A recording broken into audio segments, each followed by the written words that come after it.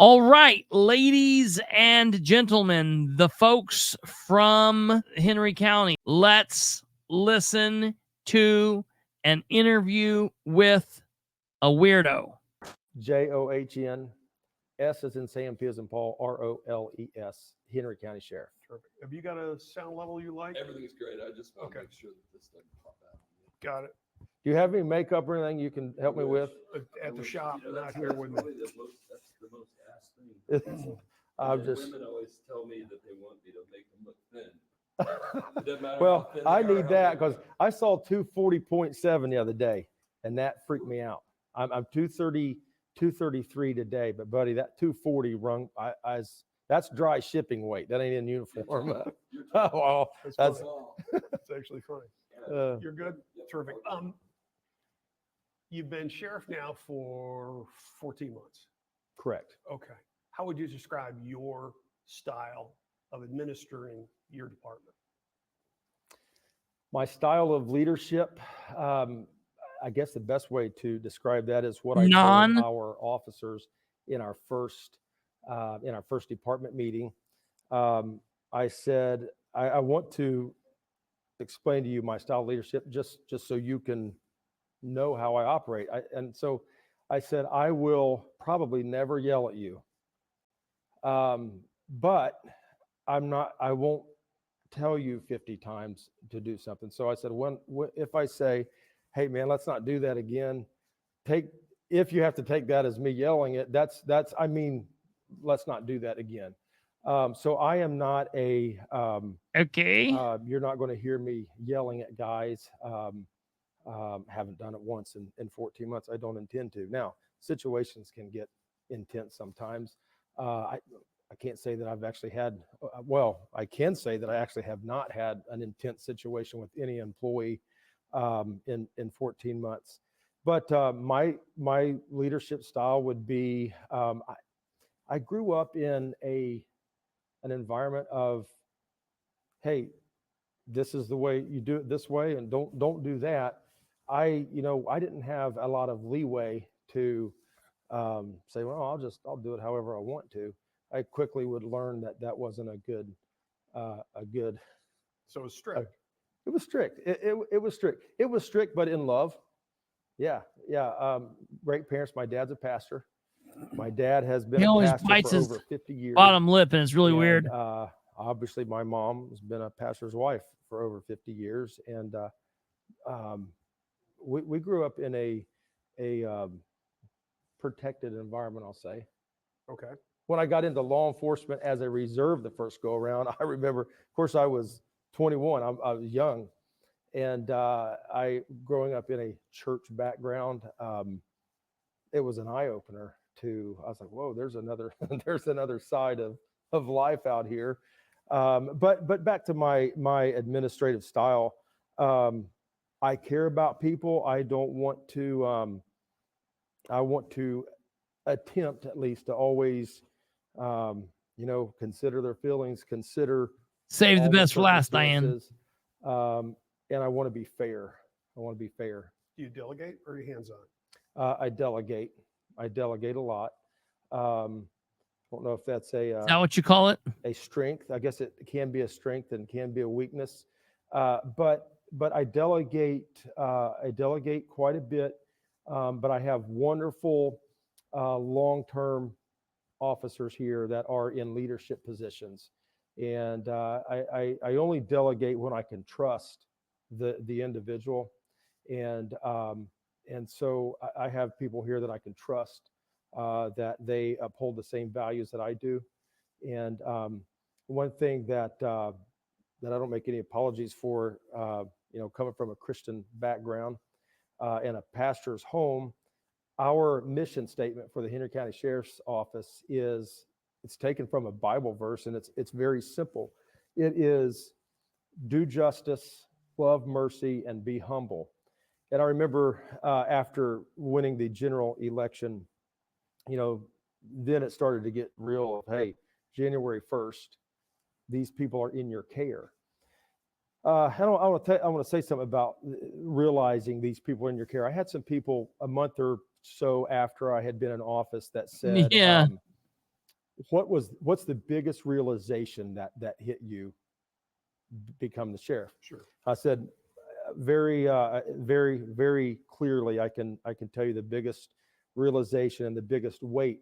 January 1st landed on a Sunday, and that evening I was walking back through the jail and just checking on staff. I mean, that's the first day. Of course, I knew all the people, all of our staff. But there was a lady that was just yelling and having some mental distress. And I remember I went over and opened her cell, and I tried to talk to her best I could, tried to see what I could do to help her. But I remember when I walked out that night, I walked out the door, and it hit me. There are 225 inmates here that are under your care, and that was a weight that settled down. I thought, whoa, they're under your care. And so, but with that Yes. understanding, you've had a couple of incidents yes, here yes, in the last year, Yes. last 8 months, mm-hmm, that politely have gone awry. mm-hmm, The pepper ball incident, February 13th. mm-hmm. I guess there was some sort of search being done Correct, in the jail. correct, And to do that, you have to clear all your detainees out. correct. And you had one detainee, Matthew Flick, who, Mm-hmm. based on what he told me Mhm. and based on what I read in the probable cause affidavit, Mhm. was doing the things that he was told to do. Did he provide any problem for jail staff since he's been? I got to pause this for a second. American Honey, anything that you can bring forward to me on that, I would have no problem putting forward. Bottom line is, since about 2020, I have been actively involved in Henry County politics and government. And since that time, I have been actively looking into the situation with that. And honestly, there's a lot of he said, she said, they said. But the bottom line is there's very seldomly anyone who will step forward and put their name out and put their name on the line. There's very little proof. In the bottom line is, and this was one of my first issues with John Sproles. See, what John does not admit, and he won't admit, and he conveniently forgets this. I was on Sproles' side for the first couple months of the election. I liked Sproles. I didn't know. First of all, I didn't know that Sproles had only been in the sheriff's department for 3.5 years. Okay. So that's right there. I thought he'd been on the road for 15, 20 years. And I was like, yeah, he looks the part, looks like a good, he cleans up well. He's in his tight little, tailored uniform, and he looks the part and he plays the part well, yada, yada, yada. When I found out that he had only been on the road for 3 years, I was like, skirt. Okay, because now, first of all, listen, sheriff is a constitutional position, just like we were talking with the term limits for governor and for coroner and sheriff and yada yada yada yada, clerk. Anybody can be sheriff in 3 years. American Honey, if you fit the requirements to run for office in the state of Indiana, you could run for sheriff. And if you win, you would be sheriff. Anyone can win sheriff. Now, that harkens back to an older time when things like that would occur. That's like around, the founding of this country. And maybe, that type of thing should be looked at. I don't know. That's for another day and time. But listen, I've been in law enforcement for years. I was a police officer. I worked in the prosecutor's office, and I have experience and know full on. I know good cops. I know bad cops. I know extremely good cops, people that would be amazing, and we need hundreds of thousands more like them. And I know extremely bad cops. I know people that washed out. I was a field training officer. I've been a patrolman. I've been an investigator. I've been a narcotics investigator. I've interviewed and have worked all various kinds of different cases, the whole gamut. And so I understand how that goes. I'll be perfectly honest.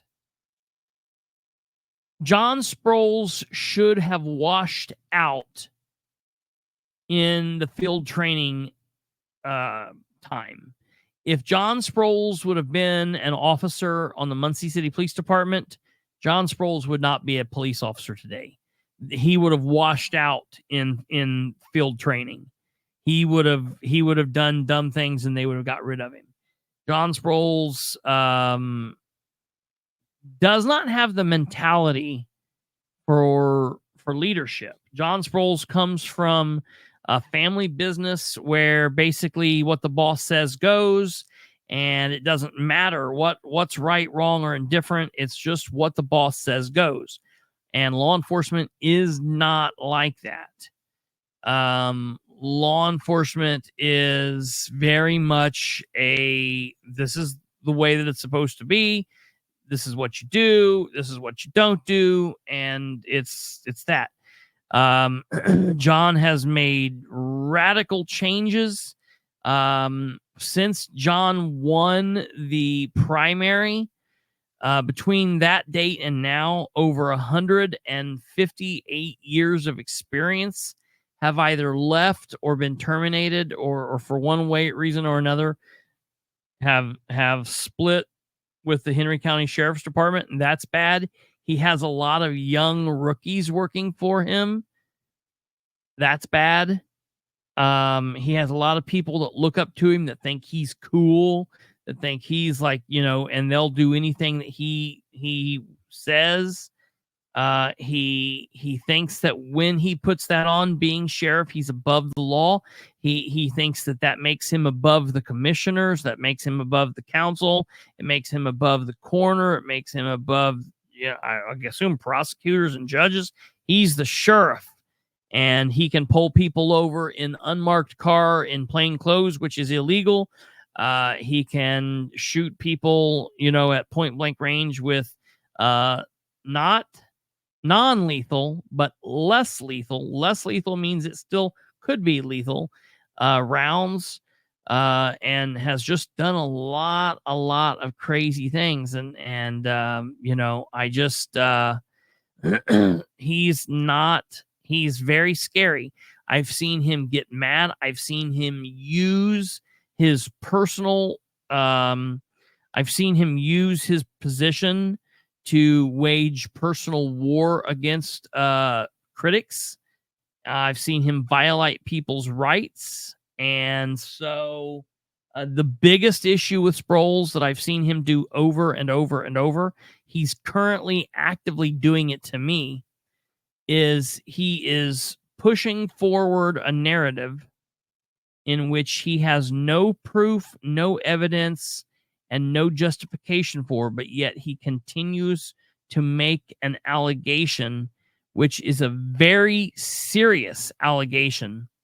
In my opinion, if I didn't talk, if I was just a person on Facebook that didn't like him, if I wasn't a political commentator, I would hands down be able to sue him for slander or defamation because of what he has said and done. But because I put myself out here and I put myself out to be criticized, very similar to elected officials, I have a little bit higher burden of proof there. So it is for that. But he is definitely not in a position that he should be. I'll tell you that. the people of Henry County are not safer because John Sproles is sheriff of Henry County.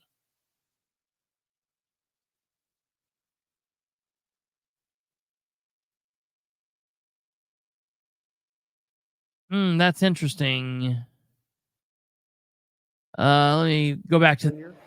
You know, I he don't- hasn't, and I that now, much, but I mean, don't think it looks like and Richard Matthew, if he Allen was either. sitting here, I would say this, and we'd both laugh. I mean, That's Matthew, interesting, though. He can run his mouth, and he would laugh when I said that, because it's I've dealt with Matthew on the street. I have you know, I back there, like I said, quite a bit, connecting with these people, and Matthew's he's always treated me with respect. I've always treated him with respect. And so, you know, But has he been written up? Has he been disciplined? in the last segment of time that he has been here, he's been here a few different times. He has not. And so, you know, so to my knowledge, there hadn't been any issues or anything that would have led up to an incident. So did he have any personal relationship with the CO that was fired? You know, I don't know that. I don't think so. I'm not aware of any personal Were there relationship. complaints from staff about him? No, we hadn't had any complaints. And again, I checked his file to see if he had been written up. He had a couple minor write-ups in a previous stay that, quite frankly, you know. But during the Typical. stay, since he's been here Yeah, in November? no, we have not. So he's been a citizen. Hmm. Okay. Correct. Yeah. Can you explain what happened? I mean, can you, I Yeah. know what happened. Yes, correct. Can you correct. explain it? Well, you know, I was the one that wrote the media release, and I think I tried to explain it as well as I understood it. In that, in as you said, they were doing a search in a cell block, so they had moved them into the indoor recreation area. They had the inmates to sit down, feet towards the wall, facing the wall. And they were to sit there until the search was over. Then they would be taken back. If you're on social media, American Honey, I know you're using a screen name here, but if you're on social media, hit me up at Kristopher H. Bilbrey. And if you're interested in telling me any of those stories, I would definitely be interested in listening. To their cell block. I mean, off and record. so the way I and then understand it, and whatever. I've watched the camera footage. There was just an exchange of there was just a verbal exchange with language that I don't condone as the sheriff. And when we talk we're very crystal clear to our officers. We don't condone foul language. I know it can happen, but I've made it clear. And some people may laugh at this, but I make it very, very clear to all officers. I do not accept dropping F-bombs. I just don't do that, period. But especially in interacting with citizens. Because that escalates. It escalates. We had a situation a while back before I was the sheriff, and there was a situation that kind of went viral. And I remember talking to that officer, great guy. But we kind of went back and looked, and I said, you know, it's interesting if you would just pull the F word out of everything that was said. It's just three times. Pull the F word out, and you have an entirely different situation that would have never gone viral. But your COs know if they use this language, goofy. they're out of line. They do. And I'll be honest with you. I have terminated several COs specifically for this. Just for language. Yes, because when I say just for language, it's the whole setting. You know, the language is coming from just berating them. Shut your effing mouth. I'm not going to tolerate that. And we had several COs that had been here a long time. See, he focuses on the wrong thing. he focuses on the wrong thing.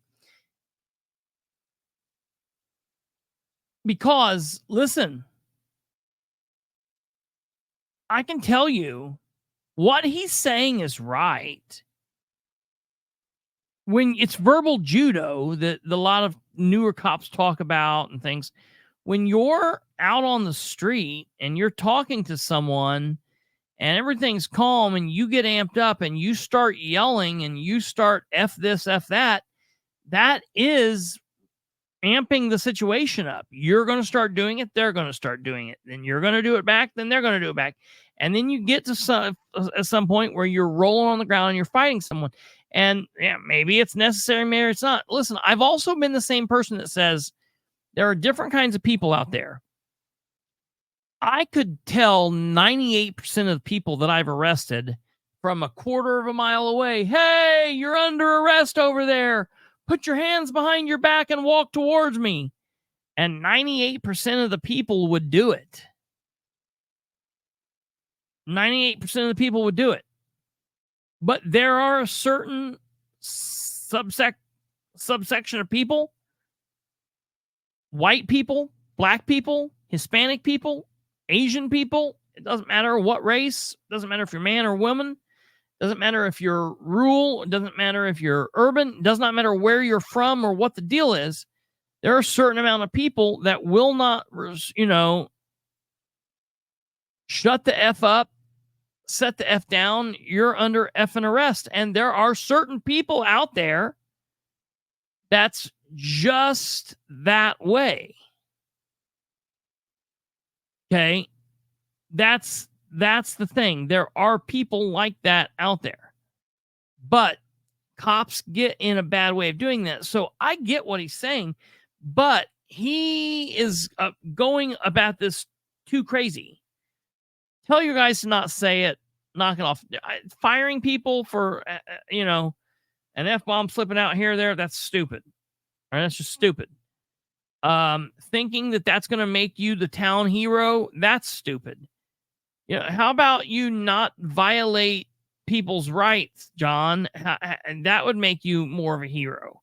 How about you not shoot someone with a shotgun in a jail cell for kicking a steel door because you're trying to stop them? You had to hurt him to stop him from hurting himself. How about you not do that? That might make you more of the hero. And he doesn't understand why we don't see him in fact, I set one of them as the down, hero here. And as I told him, hey, I'm not going to yell at you. I'm just telling you, like, I'm not going to tolerate the foul language and the abusive language towards the inmates. I'm just going to tolerate the abuse. It may slip. You're used to doing that. I'm not the language police. I get it. It could slip in but some you kind are. of escalated situation. But that's your jail. Yes. These are your rules. Yes. It's clear to them this is not allowed. It's clear. And was this the reason why the CO was fired? The language? Well, I'll be honest with you. That when so obviously I reviewed. I got a phone call almost immediately after it happened, and they advised me of what happened. I said, okay, get me. Where's our CO at now? I assume he's sent home, correct? And that was correct.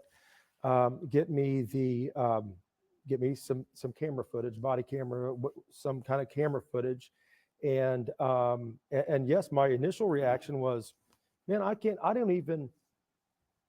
not even going to tolerate and I know it was just kind of a quick, it was a, hey, face the effing wall.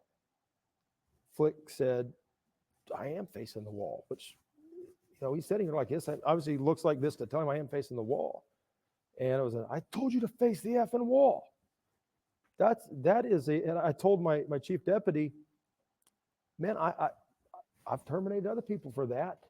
Now there was more of a history of, I've already set you down and talked to you. I hadn't ever sat down with, I say that. I haven't one-on-one sat down with this corrections officer, but we did have a meeting right here in this room, a dinner in which all of our corrections officers were here. And we talked about, I said, I want to make this, we're going to make this very simple.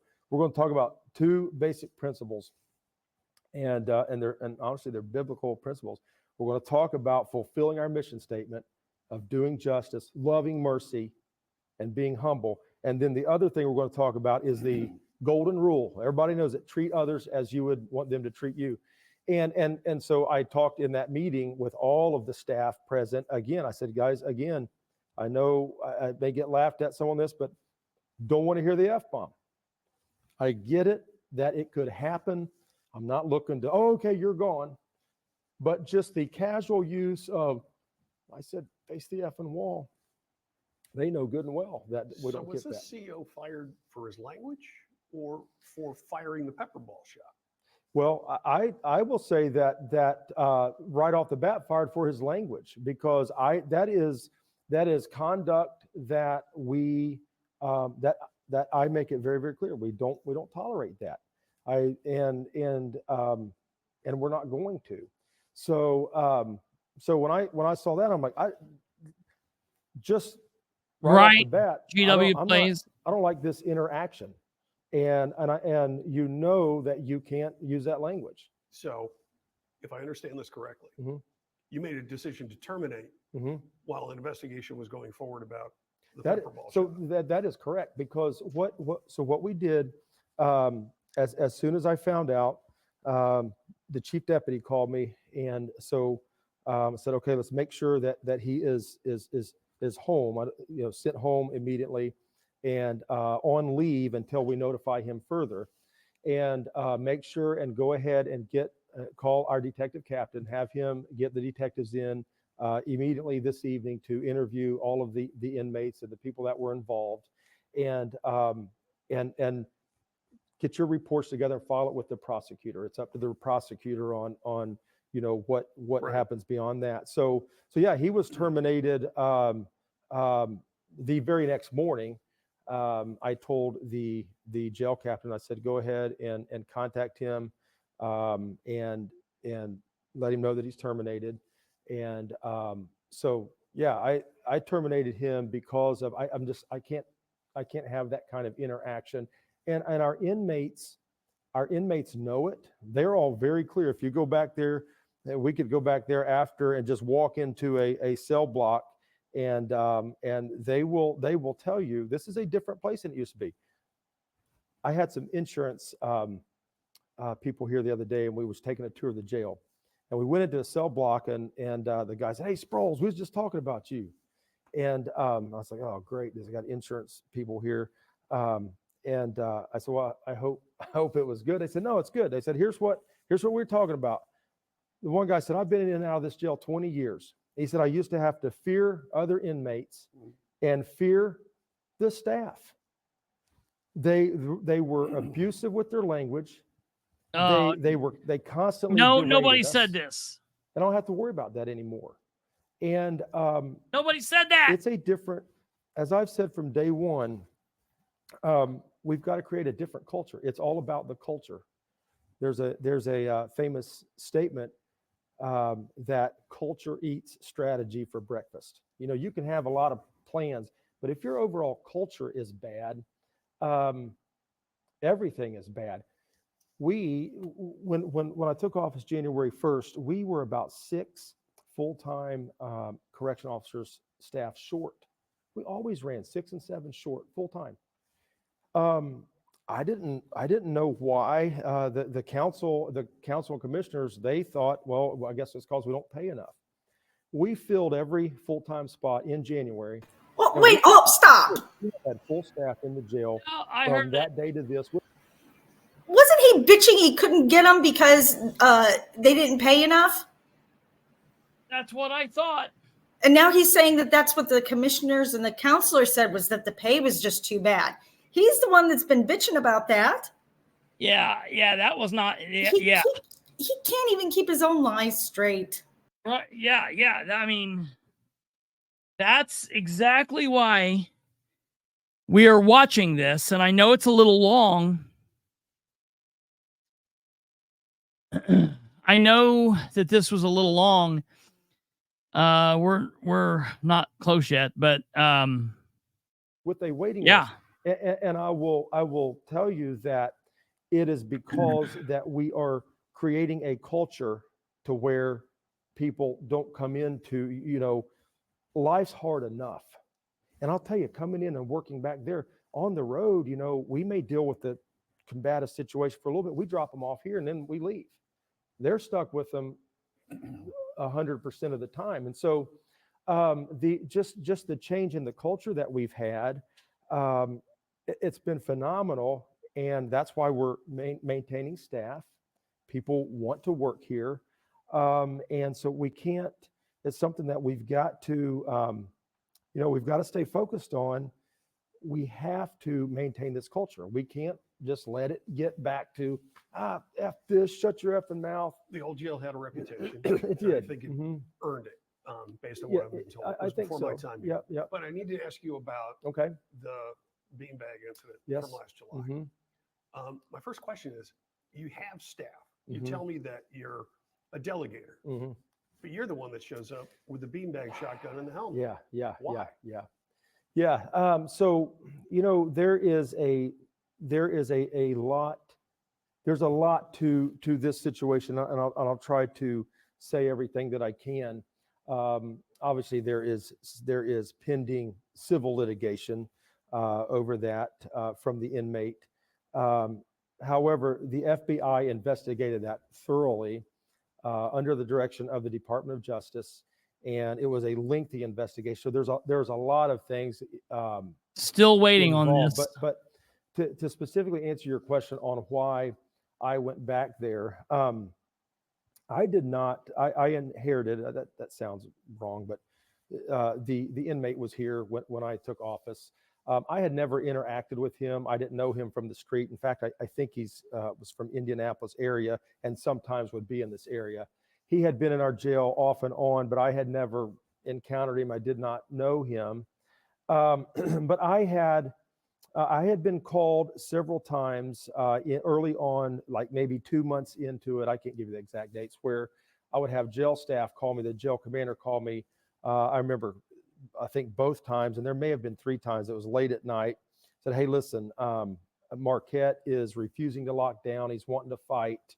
And I did know, I was made aware by the jail commander that Marquette had a history of injuring our corrections officers. I think he injured multiple corrections officers in one altercation several years ago. So again, I didn't know Marquette. The jail commander had told me that, and had always told me, man, he's a big guy, and he wants to go hands on. He always wants to go hands on. So, But about that incident, yes, sir. the thing, we had the video for a while and re-reviewed it the other day. I thought your officers acted with appropriate de-escalation technique every step of the way. He was not compliant. He was difficult. He was being destructive. And eventually, they got him to where it is that he could be out of the way and no longer a problem. So he's inside this cell. Has anybody ever kicked their way out of a cell? No, but we have had severe injuries occur from kicking or punching, headbutting the corner of a bunk. But he wasn't doing that. What I want to connect on to what I was saying there, and it leads up precisely to this. What I told, don't hurt my door. When It's I got worth called more in than a your couple life. times, is I told the jail commander, listen, tell Marquette that I am not going to send people, because he was like, I'm not going to lock down. Like, I'm not going, when lockdown is, go back into go back and say, I'm not going to do it. You're going to make me do it. You're going to send people in here, basically, to make me do it. But eventually you got coaxed into Correct. your booking area. Yes. He walked into a cell. Correct. Yes. I mean, and I'm leading up to that. Right. Oh, So yeah. I told our jail commander in the previous instance, listen, tell Marquette we're not going to send people back there. Tell Marquette You did plainly it, though. that I will use a beanbag gun for him to comply. He's going to go to his cell. I said, I'm going to come up. I'll call our road officers in, but I'm not going to come So back. I'm gonna use. So we're trying to do this the easy way, and I'm testing him, and I'm letting him know you're gonna do it, or I'm gonna use the beanbag gun on you. Now, that one night I looked for it, and we didn't find it, and I got tired of messing with it. But there's the point where Guffey walks in and says he's going to bring the gun up and he's going to shoot you. And he's like, you ain't going to shoot me with a real gun. It ain't a real gun. He ain't going to do anything with me with a beanbag gun. I'm telling you, Sproles got off on doing that. And it was gross. There. I don't want him to think that he can get the sheriff back here whenever he wants to. So I said, I'm going to come up. I'll have our road officers up here, but I want you to go de-escalate it and tell Marquette, look, Marquette. No, the problem, the mayor, because a lot of people are saying, can the county attorney or can the insurance company lawyers force him to shut up? It's like this. It's like if I'm the mayor of Muncie, and I have a police chief that works underneath me. He's the police chief. He's the chief of the department. But I appoint him so he works for me. And he's out there on the street doing something, and they're like, okay. And the attorneys say, hey, shut up. And he's like, no, I'm not going to. The attorneys can tell me, and I can go to that police chief and say, hey, you're done. You're done. And if the chief says, no, I'm not going to do it, then I fire that police chief and appoint someone else. The problem is, if it was the commissioners and it was a street employee, they could tell him to shut up or they could fire him. Okay? Something like that. The problem is, Sproles is an elected official, and he's not an elected official that works. He works for the people, and there's no way to get rid of him other than if he's charged and convicted of a crime. He has to be convicted of a felony. He has to leave the area, move out of the area in which he is elected for, or God forbid if something happened, I don't want to wish anything bad happened to anybody, but those are the things that happen. So no, unfortunately, and I know that Joel is just at a loss. While I've got this pause, I will have you note that the other day I did issue a request for the GPS of Sproles' vehicle during the pursuit in which the fatality occurred. And Joel Harvey responded to me and said that he will have that information to me within 14 days. So that's rolling. So here we go. You're not going to get a hands-on conflict. The sheriff said that if you do not comply, that we have tools for that, and we will use a beanbag. Well, twice that helped him to go back in the cell. Finally, okay, I'm going to go back in the cell. So a couple things that are a little deeper on the he complied, and he did he did comply, and our officers did a good job with de-escalation, especially you see the big guy, the big officer we've got. Hard to miss. Hard to miss. The former NFL football player. Nice guy, and he did. He was working consistently. Yes. He was the one person that Neil would listen to. That's correct. Mm-hmm. And got him into that cell. Yeah. So the door closes. Yes. He's still misbehaving. Yeah. But he's not going anywhere. Yeah. And the only person he's ever going to hurt. Did they really have a really hard time getting him to go in the cell? At that point in time, he was really being really compliant. Yeah. But when they shut the door and they closed the window, then he started kicking it. Yeah. When they opened the window, he'd quit kicking it. Well, leave the window open. Yeah. Right. This was not a difficult situation by this point in time. Yeah. It was hairy for about the first 10 or 15 minutes, honestly. Kick the door until he gets tired. Yeah. So what the one thing that we can't do, and I have some experience in kicking doors from the road, and I'll be honest. He's so stupid. You know the difference, though? You want me to tell you why he's stupid? And let me tell you exactly why he is stupid. Because he's talking to a reporter. That reporter, to my knowledge, probably never kicked a door open in his life. Guess what? I have. I've kicked a door down. I've kicked the door in. I've kicked several of them in. When you're kicking a door in, when you're kicking at the point where the door is going to give way, you're kicking at the lock point or in the middle of the door, one, to get it to go in, depending on, because a lot of doors out there, takes a kick or two and you're in, you know. They're just not that tough. Some, you know, at some of the drug houses, they fortify them, but you're using other things other than your foot. You're using a battering ram or whatnot. But you kick at the lock and you get it in, and the door swings this way. I've never went up and kicked the opposite way of the door. Marquette Neal's not kicking the door in. He's kicking the door more closed. So, no, first of all, Sproles, you know, maybe 2 doors he's kicked or 3. He was on the SWAT team for a year, so they may have had 6 issues, you know. I'm telling you, yeah. What the Kool-Aid man say when he went through the door? Oh yeah, is that what it was? That's what we do every time I get in the door.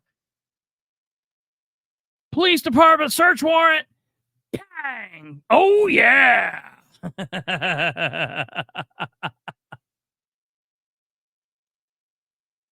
This was on my mind. I remember kicking a door. We had to get in. It was as an exigent circumstance. Had to get in, kick the door, and everything's fine. One kick from me, the door goes in. It's all fine until the next morning. I tried to get out of bed. I couldn't walk for a week. My knee was swollen up, and so you know, kicking a door, you can injure yourself. So you know, so Steve, the big guy, he had done a good job getting him in there. But then he started kicking the door, and he had already been told, previous to me coming in there, he had been told, you are going to comply. We're not going to send people in to get you. There was no out of that reason cell to a send padded cell. people Just not because in. he would grow his fingernails long. He wanted to fight. And at least that is all that I had ever known of him. And again, I had never seen him. Once the door's closed on the holding cell, okay, you don't want to send bodies in there Right, because right. you think that's what he wants. Right. Okay, so you don't want to put your staff at risk. Right. So if he's kicking the door and he can't get out, and the only person he's ever going to hurt is himself, let him have at it. Yeah. If Well, he damages the door, charge him for destruction of property. Yeah, no, I wasn't. I was never concerned about him damaging the door because I knew he couldn't. What I was concerned about is that he is going to, the amount of force that he was kicking with, you'd have to have been there to understand. It was shocking, actually. And he just had slides on. He didn't have like tennis shoes on. He had slides on. And, you know, I couldn't. Now he's got all of our attention. We're telling him, stop kicking the door. I can't let him shatter his ankle or splinter his shin bone on that door. Kicking that door. This is a compliance. I've told him you're going to quit kicking that door, and if he doesn't, I'm going to make him pay for it. Sproles saying it right here. Man, this needs to be used in the lawsuit. This right here. I mean, he's telling you right here. You can see in his face. I cannot have him outdo me. We most certainly are going to get sued. You sat there and watched it happen. You watched him splinter his shin bone on that door. Why didn't you do something? So, you know, we have to. It is our duty to maintain order. And, you know, I realized that he wasn't. So Steve, as you said, had a good rapport with him. He's going to have a good rapport with anybody when Steve says, hey, you do that. I'm like, okay, sure. But Steve had a good rapport with him. And I realized that finally, because Steve kept on saying, hey, you can't stop kicking the door. Steve told him multiple times, don't kick the door anymore. Yep. And so when I realized, okay, now Steve he's not listening to Steve. So at that point, I know he's not listening to anybody else. So that's when I stepped up. I want to explain my helmet real quick. Somebody said, why do you bring your helmet? So that cell has a metal bump in it. Yep. You never know when an inmate can fake having a heart attack. Oh, what are you going to do? Man, we got to go medic. And you get in there and all of a sudden you're in an all out fight. I didn't want to get my head popped off the corner of a bunk bed. So, you know, I looked goofy with the helmet on, but that was for, you know, I don't know what we're going to encounter. I don't know if he's going to fake an injury and we've got to go in there and then all of a sudden we're in a fight for our lives. But so I knew that Steve had done a great job of de-escalating, but I knew that now he's telling Steve, I think he made a comment of, Steve said, hey, you're going to have to go to the padded cell. He said, something of the effect, I'll tear the padded cell apart and I'll kick that door too. So somewhere in that timing is when I stepped up, again, first time I'd ever seen him, I showed him the orange deployment device. And I just plainly said, it's a shotgun, you kick the fool. door again, or you're going to get a round. And I can't remember the exact words. It's obviously out there on video. I Something can. to the effect of bring it on, MF, or something like that. And he rears back and kicks the door as hard as he can. So, we're in a difficult spot at that point. He's still kicking the door. He still can injure himself. The beanbag deployment device and the beanbag itself is the ones we use are made for a zero I don't standoff. know. There are some GW that are made plays. like you've got to be 21 What's feet. zero standoff? Zero standoff set means that you can, I hate to use the word point blank, but you can use it point blank. Now you don't shoot people in the face or something like that, but bigger muscle group areas. Shoulder So, knee. well, not shoulders, but yeah, the hamstrings, calves. So, I had very clearly said, do not kick the door again, or you're going to get a beanbag round. That's when he made the comment of something of bring it on, kicks the door as hard as he can. I deployed one round right behind his, right in the hamstring area. And then he said something like, is that all you got? Does it? And, hey, just don't kick the door again. I just can't let him keep doing that and injure himself. That is the primary concern. It is not the Yeah, you might be right. damage. I like how he makes it but, sound like he was being this- so gentle with him. Don't kick the door again. I don't want to have to do that again. Yeah, right. Where he's actually outside, got a raging erection, I don't know the screaming, timeline. "Woo, we'll go Yeah. all night!" That, unfortunately, sometimes things, not knowing the whole context, it can, and yeah, look, it looked terrible. I hated it. In fact, I did not watch that video. I did not watch it until the FBI, when they were investigating me. They're like, well, let's go through it and watch. And I said, I haven't looked at it, and I I frankly don't believe don't want that. to look at it.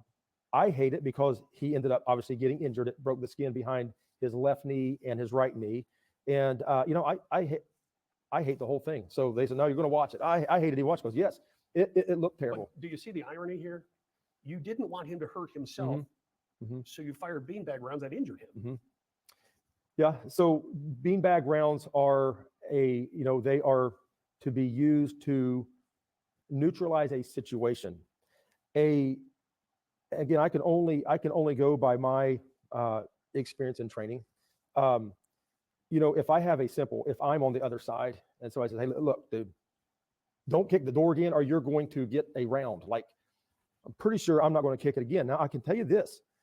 If I do go ahead and kick it in and I get one of those rounds in my hamstring, I'm thinking, holy crap, there's some potential there. I would think I would process like, wow, I don't know if it's worth doing it again. And then again, you get another round. I guess the reasonable deduction would be that he would stop. And, the first two rounds didn't injure him. And unfortunately, again, I said, you will get a round. I didn't pap, give him the opportunity. And quite frankly, I was shocked. Like, did it occur to you that after two rounds, if it's not working, that's not going to work? Yeah. Well, I mean, that obviously was a consideration. And I did not know, as any of us did not know, that he had been injured until after. I've ran into people like, oh my goodness, that is, that's so-and-so who has hated on me forever. Like they grew up with me and I did some awful thing to them. And I'm like, I just met him for the first time. So there is a coordinated effort. It's very clear. There is a coordinated effort to get people to file claims. And aim you? Yeah, absolutely. Absolutely. Why would they target you? Yeah. So I have multiple claims from a certain attorney regarding a certain thing that is, it's a coordinated effort. And the interesting thing, and I'll just speaking on my local government here, I have people in local government who are, I hate to say this, but I think somewhat enjoying the fact that our insurance has been canceled. When you call a He is so stupid. That is live streamed, and you as a commissioner tell the insurance agent, I want you to get up and I want you to publicly say that the insurance is getting canceled because the sheriff's office is the direct, and I had one of my commissioners say it's because of your direct actions, and it's amazing that they will. Basically, what they're doing there is saying with a megaphone, hey, continue to sue, continue to file tort claims. It's working. Continue to file tort claims on our sheriff. You're getting the job done. I've just been shocked at at our several commissioners, a couple of our commissioners there. You only have 3. That's correct. Back up. Yes.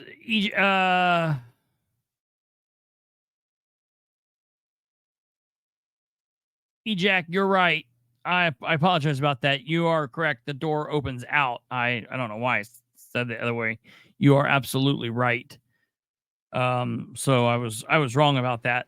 Does it really matter? The door's not going anywhere. The door's not going to open, right? The door's not going anywhere. Yeah, that's the main It would take thing. a rhinoceros to get that door to open from the inside. Yeah, right. Okay. That's right. So, God, what he's saying here is insane, man. Who's he talking about? Who's the coordinated effort? Gavin Rose hasn't filed multiple. I don't know what he's saying. He is insane. Right. I got it. So if you couple, it's almost all of them. It's a majority. Yeah, it is. It is. It is. And it's So you're saying they have questions about your administration of your department. How oh you yeah. So sheriff. yeah. So I'll say this and make no apologies for it. One of the commissioners, Name the name. Steve Dellinger, Commissioner Dellinger. Commissioner Dellinger, I feel he's had it in for me from day one. And let me explain why. It's laughable. But it's clear. So when I took office, we cut out special. I don't believe this. Let me tell you right now, folks. Everything that you're getting ready to hear him say, everything that he is getting ready to say right now is bullshit. This did not happen. Deputy police power privileges. We had people all over this state that had Henry County Sheriff's Office badges, ID, and full police powers because they were buddies with the previous sheriff. It's just, it is what it is. So talk about... Not reserved special deputies. That's correct. Not reserved special Okay, deputies. please continue. Yes, who do nothing for our sheriff's office. Nothing. So I made it clear, and I knew I was going to take huge pressure over this.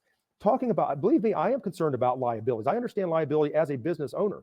When I make mistakes, I'm the one that, and I've made plenty of them. I'm the one that eats the financial loss of it. So, my goal coming in was to limit the liabilities. And I knew we've got people everywhere that have full police powers that are working full-time jobs as security in Indianapolis area and other areas, making $50 an hour, using our badge, wearing Henry County Sheriff's Office clothing. And all we have to do is get into an incident, and guess who gets sued? Us. So coming back to Steve Dellinger, I just made it clear. Has January that happened 1st, once? all of these special deputy police powers. That's what I'd like to know is, because it's not just Henry County that this happens. It happens everywhere. And I don't know that I've ever heard of an incident like this happening. I get what he's saying, and it could. Yeah, I get what he's saying too, but is there a precedence to be concerned about it? I don't think so. The bottom line is the sheriff has the authority to do what he wants with that. And, I don't know what it is of Sproles' right or authority if a former sheriff gives me an honorary sheriff's deputy badge, makes me an honorary blank county sheriff deputy and whatever, special deputy. That's that sheriff during his time doing that. I don't know what it is of Sproles' right to say I'm doing different with that. Maybe don't let them work whatever security, but the sheriff can say no longer. So you cleared the roster. Cleared the roster of. Do you know that they didn't even know how many? The previous administration didn't. I asked for a list early on. They said we don't have one. Absolutely. So after I won the general election, I said, hey, I've got to have a list. You're going to have to. He said, well, I guess we can make one. Well, you're going to have to make one because I need to know who I need to contact. There were like 50 or 60 people on the list. And when I looked at the list, I thought, well, I know 10 people that are not on this list that have police power. So going back to the commissioner, he come up to me after January 1st. Hey, I've always had a police special deputy badge and police powers. Just wondering when you're going to get that for me. I said, well, Commissioner, I'm sorry, but we've eliminated that. And after about 4 or 5 times, and I'm not kidding you. And the last time he said, hey, what about that special deputy badge? And I said, Steve, I told you, we're the only people who are going to have badges is going to be people that have to have badges to perform the duties for the Henry County Sheriff's Office. And you know what he told me? Wait, replay what, Jack? Yeah, I know. So he threatened you? Well, I don't Sounds like it. I don't take it as a threat. But so you know what? From then on, you know what I get? Replay it from You where? ought to watch. Replay what? How far back?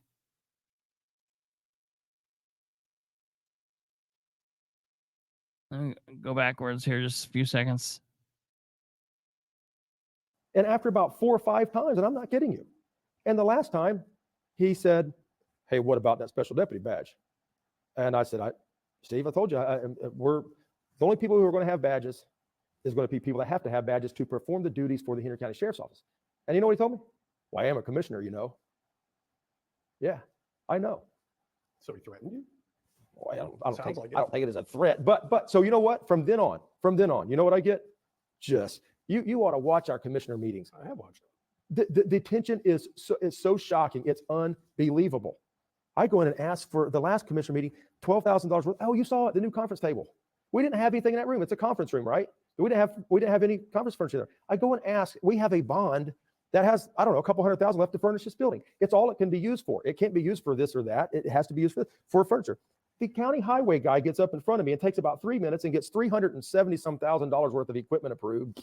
I get up there and say, I've got this quote for a conference table, and it just froze. They're like, well, what kind of chairs are these? Oh, you're gonna love this because you're sitting in them.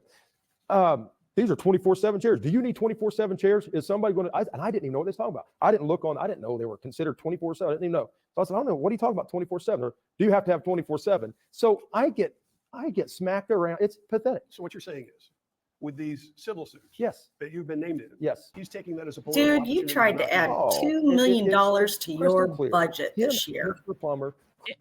and they increased a whole hell of a lot. They don't have the money for you to nickel and dime them. The street department got $300,000 for equipment, wasn't it? Yeah, right. And I want to, yeah.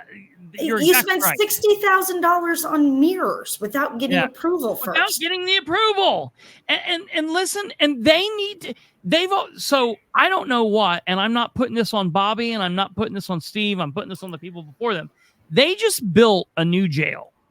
And the jail's already overcrowding. For what something's going on, I don't know. They need to look at crap there. They don't see what's going on, but it's already overcrowding. They're getting ready to need to build a new pod or a new jail. I don't know what they're going to do, but he's worrying about spending thousands and thousands of dollars on chairs and a table. It's like, make do for a minute, man. You got to build a new pod or some crap. But I want to go back real quick on the bull crap of the Dellinger thing. And I want to make sure people are aware. Okay. When you're a police officer, you're either a full-time, there are 3 types of police officers. Full-time / merit, part-time, which can be / merit, or a reserve. And those are the officers that have police powers and are out doing shit. All right. Now, the sheriff can make someone a special deputy. And with that special deputy, they can say, all right, we're going to make you a special deputy and you're going to work security at the door. Now, what happens most of the time when they give the powers away, when they give the badge and the ID that makes someone a quote unquote special or honorary deputy, that is totally an honorific. It's something that is given to a man or a woman because of their commitment to the sheriff's department. You've donated $200,000. It's the sheriff's department version of the keys to the city. Yeah, right. Of giving it means nothing. Yeah. You put it up on the mantle and you see it and people see it and whatever. 1 out of 10 of those people might put it in their badge. They go get a special badge and You know, when I was a cop, I had a badge wallet, and you have a badge. You know, you do that when you're an FNG, when you're a new guy, when you're a patrolman. After you've been in it 2 or 3 years, you don't want that shit in your wallet. Somebody comes rob you when you're off duty. You don't want a badge because they open up your badge. You're the first person going to get killed. So you take all that shit out and you hide it. You carry your ID with you, hid behind 2 or 3 cards, so hoping nobody finds it. You know, only the bottom line is Steve Dellinger. For anybody that knows Steve Dellinger, you know what ridiculous trash this is that he's talking about. But if you don't know Steve Dellinger, all I want you to do is I want you to take 3 minutes and I want you to watch that interview when Dellinger and Bobby Plummer and Joel Harvey are sitting there talking to Steve Brown. And I want you to hear Dellinger's like John Wayne, you know. Now, look, he's probably going to like that I said that, but he's like John Wayne. He's like, you know, sitting back. He's like the cowboy. He's not running around playing super Captain Cowboy police officer out here. He's not, he don't care about that. He's not doing anything with this. He don't care. It probably was a shock that you've got some, you know, jerk off coming in here and taking away something that someone else gave him. But it's not like, you know, well, dude, you know. Well, I'm going to tell you right now. Listen, hold on. We want to talk about we want to talk about people not having badges. Hold on here just 1 second. Kate, can you put this picture up I'm getting ready to send you? I'm going to send you this right here. When you get that, if you can put that up in there, I would appreciate it. I just, man, it's, E-Jack, I want to know if this is who you're talking about or what you're talking about. Very good possibility this could be. Thank you, ma'am. Is it this? Is it this? Is this what you're talking about? My question is, who's this woman? Now, I've heard, and I hate to put her out here on blast. I am so sorry. I'm so sorry for this woman. I have heard from people that this woman is nice. She is a goody two-shoes good person, wants to help people, and I am so sorry that you're caught in the middle of this. But I know she's not a cop. I know she's not a sheriff's deputy. I know she's not a corrections officer. And she's got a sheriff's star on in that picture. So my question to the good sheriff is, who is this woman?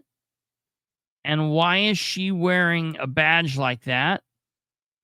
More importantly, good God, you know what I used to hate? You know what? I still hate it, even though I'm not a police officer, but I still hate it. I used to hate it.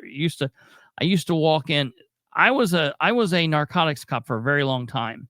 I was a plainclothes cop. And that means I'd have a gun on me, concealed, and I would have an ID on me, concealed, and I would have a badge in my back pocket or around a chain on my neck, under my shirt, something like that. I'd go into like Starbucks and I would see the Geek Squad people from Best Buy in there. They got little badges that they wear, and they would be there and they would lift up to get their coffee and their badge would be there. And I would see they were a Geek Squad person. And I would always go up and tell them, I'd be like, hey, yo, you wear it if you want to wear it, but you might think about leaving that shit at work and not putting that on and wearing it around public, because you are going to be in a bank somewhere and some dude's going to come in robbing the bank and they're going to shoot you in the back of the head because they think you're the police, and you're not going to have a gun to defend yourself because you're the Geek Squad. You don't wear a badge around in public without a gun. Do not wear a badge without a gun. So I don't know if she's wearing that around like that. I hope she's not, for her safety and for those around her. I don't know who this person is, but but I know that he does everything that he's griped about. Just FYI. So, just FYI, he does everything he's griping about. Crystal clear. And I have never. What have I done to them? And it's not about the amount of money that these suits have already cost the county, because the price of insurance went up by over $200,000. Yeah, correct. And so what I want to make very clear is there has been no judgments against me, none. There has been no judgments against me, no claims paid out. These will all see their day in court, and so we'll see. And like I said, I'm not nervous about any of them. I am an open book. Yes, I am not nervous about. I hate it because I'll tell you, I watched my other friends sheriffs go about doing sheriff business. And, you don't have and any it seems other like they have. They're like, man, Sproles, you got the heat on you. I don't. I mean, nobody says that to him. How you run the department or how you have responded to scenes in plain clothes. None of this has anything to do with that. Well, you can take whatever you want to and gin up what you. I hear about this pulling somebody over in plain clothes in a plain unmarked police car. So all of that is so interesting. Very interesting to know. There is a state law about that. Can you quote it for me? I have it in my computer on my desk. Yeah, but look at it, and I know what you're talking about. Look at it clearly. You can't issue a citation. Correct. That's correct. Unless you're either in uniform. That's correct. Or in a marked vehicle. That is correct. So what people get confused, and you're on your game there. Most people don't do it. So, but most people understand that you can't pull somebody over. Period. If you're not. But if you can't do either of those things, then why are you pulling people over? I'm glad you asked that question because it's very important. I don't know if you followed any of the town marshal issues that we've talked about and discussed. This is where I'm getting a lot of pressure because it's pressuring their livelihood. And this guy, for instance, I didn't know who he was. I had no idea until I pulled him over and went up to the car. Then I realized I know this guy because we've arrested him for impersonating before. And you know what is so unbelievable? If you will watch that whole video and that interaction, you know what I told him at the end? I am so concerned about this right here, about the unmarked cars, and I'm concerned about if you'll lie to me, you know who I am, you know I can figure out the truth. You'll lie to me. What will you do to the unsuspecting citizen that you pull over? Do you know what occurred out of the blue recently? He just got arrested. I saw it. Right here in our county for doing what? And you know what? Right in the same spot that I pulled him over. Right. But here's the thing. At that moment in time, he did not have proof of ownership, didn't have registration, all that stuff. So my understanding is he rolled away without a ticket, right? Rolled away without a vehicle. And because of being merciful, we didn't write him a ticket. We towed his vehicle because several things that you wouldn't know if you hadn't talked to me on it. First of all, he said he was bringing it directly from where he bought it from. Total lie. That proved out. And I think if you watch that video long enough, you'll realize that. So he's just driving with no plates. You can't do that. No. And so I did it. But why not you get on your radio and say, hi, there's a decommissioned police car without a plate on it. And it's traveling in this direction, in this community, and have some. It's exactly what I did. See, this is the thing that, so I pulled him over. Then why are you the one getting all the heat? Leading all of the questioning. The cop shows up, you say, see you later, bye. Yeah. First of all, I've got to explain what the situation is. But the cop that showed up, I want you to know, and you won't see this from other reporting. I had done that. I'd already been on my radio. I said, I'm in plain clothes. I'm in an unmarked vehicle. Go ahead and start him this way. The reason I went ahead and turned the lights on, you can count how much time before the other guy pulls up, is because he was in a real safe spot and it gets into less of it. So, we're in a safe area. We'll go ahead and initiate the traffic stop, which is not illegal to initiate that anyway. But why am I involved? I guess the question is, why are you a uniformed officer in a marked car? He can write tickets up on this all day long. Yeah. And you know what? I didn't want him to write a ticket because I'm not looking to punish people. I'm looking to at the bigger picture. Look, you can't be driving with no. And you know what is so interesting? I've got other video footage. I took him home. I don't know if anybody knows that. He didn't have a ride, so I took him home. Did you know that boy? And you could see it on the video. He cried there on the video. We get on, started the way home, and he starts crying. I said, buddy, listen. What? That boy.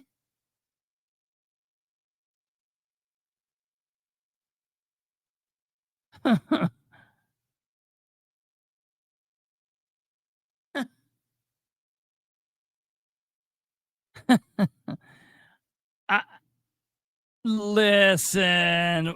It will only get better if he pulls out those people. Yeah. Hopefully that's coming. When he talks, hopefully we talk about the bus.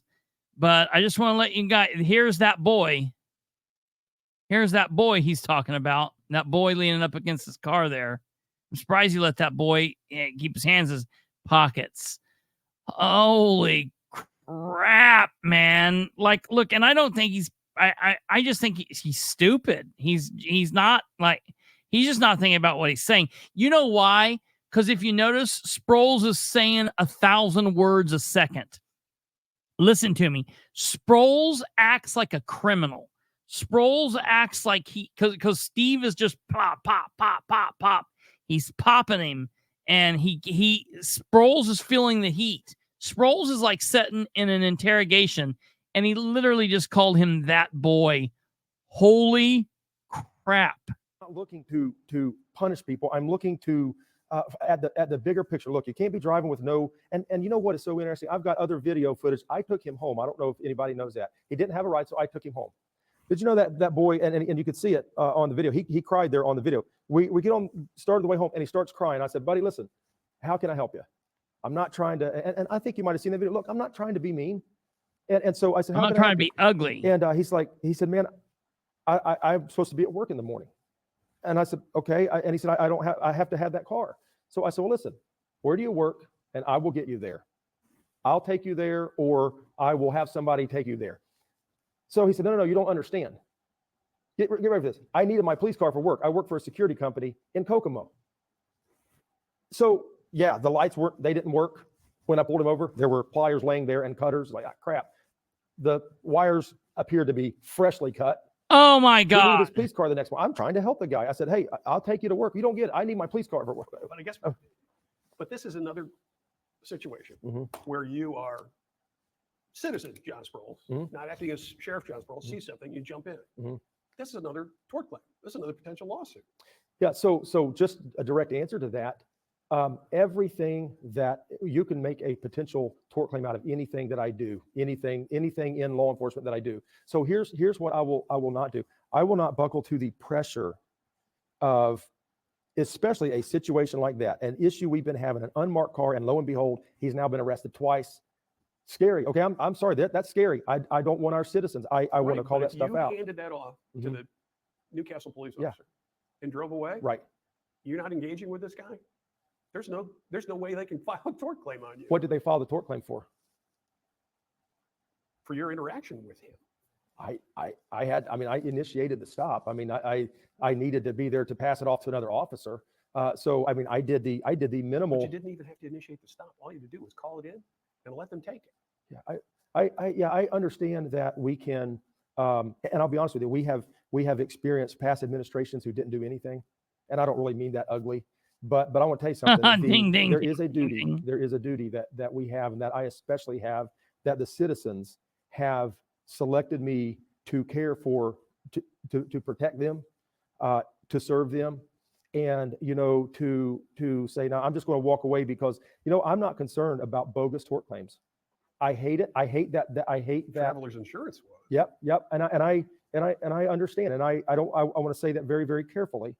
I don't like the liability. I've done everything that that I can to try to minimize liability. But for me to not show up at calls, and just because I don't, there's a moral obligation at many times you need to be the one to take care of a situation. I mean, it's interesting that how about you just drive a marked car? My commissioners, I've heard, has told other people, can you believe that John was out? He was out on that crash scene the other day. Yeah, it's phenomenal. And so this is a structure. There is a lot of narrative, of push this narrative. I'll tell you this. I've got 4 years here. My pay, here's what is important. You know that my pay is no different. I only have to work 8 hours a year as a sheriff. That's ridiculous. That's the law. The sheriff has to work 8 hours a year. So I could walk away from this and just go focus on making money elsewhere. My salary is still established. I'm not going to do that. I am elected to serve our people for 4 years, and I'm going to serve them well. So you're going to continue to, when you see stuff, doesn't matter if you're in uniform or not in uniform, you're going to continue to pull people over, ask questions, that sort of thing. You're going to keep doing it. What do you hear a lot from government agencies, because it's important when you see something, say something, right? So, But again, Yeah. you got radio, you got yeah, communication. yeah, You Yeah. probably know every cop in the county, right? yeah. Okay. You could call that in, be the good citizen, and keep motoring down the road. Yeah. Yep. And I'll tell you, we have had a leadership profile, if you will, of doing just that. You do this, you do that, you take care of that, you go do that report. And so I want to most certainly be respectful in everything that I do, and thoughtful. But I'm not going to dump off work on other people. Yes, I'm going to, when I'm in plain clothes and I see something that I need to, I'm going to call another officer. I'm going to have another officer out there, and you know, and I will interact as minimally as I can. But there are just some things you can't walk away from, and you know, it's interesting. There's a couple calls that are the hot topics. You know, all of these, there's a narrative, and they all have to do with certain calls and certain things. And What's so, that? you know, believe me, the pressures of this job are they're unbelievable. But I don't have any questions about Yeah. the pressures or responsibilities of the job. I think, generally speaking, in this state, in this community, they're deeply respected that law enforcement has an important job to do. But they're entitled to ask questions as to how the job gets Absolutely. Yeah, absolutely. And you know, the thing that I am at peace with is, you know, I answer to our citizens. You know, I think the commissioners think that I answer to them. I had one of the commissioners tell me that after my first meeting, don't you ever get up here in a public meeting and just say whatever you want to. That did You not better happen. email me what you're going to say before you get up here. That did not And I happen. said, well, just so you know, I speak to the citizens, and you know, the In a citizens, piss they, poor way. it's in their power to retain me as the sheriff or tell me to go down the road, and I respect that. So, you know, I take this job very seriously. It's not a plaything. The weight of it is serious, and I want to live out our mission statement. I want to do justice. It's our job, but I want to be humble, and I want to have mercy. And You're so anything but that humble, is, dude. that's my goal. And you know, the noise, especially the noise that is generated from so-called, I don't know, let's just call them keyboard warriors. I've never, you know, I've been in leadership position, honestly, most of my life. I've had to fend for myself. And so I you know, I can deal with the pressures, and No, you deal with move it very. forward. And You I want to deal respect with all it those people too. I don't hate any of these people. piss poorly. I care about everybody. So they can, if they want to be miserable and wake up every morning thinking about what John Sproles is doing, that's up to them. This disabled bus. Mhm. You're on your way back from church, Mhm. if I heard it right? Correct. Okay. Were you not satisfied with the explanation by Officer Humphreys that these folks just broke down and they're waiting on their relief to come and take care of this? Yeah, there are so many things to this story. Oh. And I assume, and I would hope, There's so many things that to you everything. read my official complaint to the Shirley Police Department. I spelled out very, very clearly every detail of the situation. That is the most sickening thing that I have. That is one of the most shocking and sickening things, that to even have to answer the questions to this. Nothing against you at all, but this is shocking. When you read my, if you haven't, I would ask you to do so. I filed an official complaint with the town of Shirley. And it was over this incident. insane. Officer Humphreys. It was insane. Ladies and gentlemen, if you have not listened to that video, if you have not listened to me reading down through the actual paperwork, the complaint that he wrote, it was like 9 pages, I think, in total. Between the phone calls and the messages that he wrote, if you've not listened to that, you need to listen to it. It is wild. It's the craziest thing. I don't know how else to say it, but it was just it was really, really nuts. And it it is let me make sure it's in the Henry County oh no, that's the wrong thing. It is in the Henry County, Indiana Sheriff playlist, and it is somewhere between let's see here, common sense, decency versus the thin blue line. That's the Officer Sproles. I'm trying to think. I'll have to go back and look at it, and I'll put it in the description of this. But it's where he actually went in and he gave his actual complaint against Humphreys, and it was gross. So if you have not watched that, go back and watch it. He neglected to do very basic duties. He had left that bus. He had been out there and left that bus sitting in one of the most busy areas. 109, you know where it's at. Yes, sir. The bus is on the white line. I can't tell you how many crashes. We work crashes out there, right there all the time. The failure of him to do basic duties on that is mind-boggling. Officer Humphreys should have been terminated immediately. He failed to abide by his department's body camera policies. You may not be aware of this, but he turned it off twice. I know. Yeah, only when he was talking to me.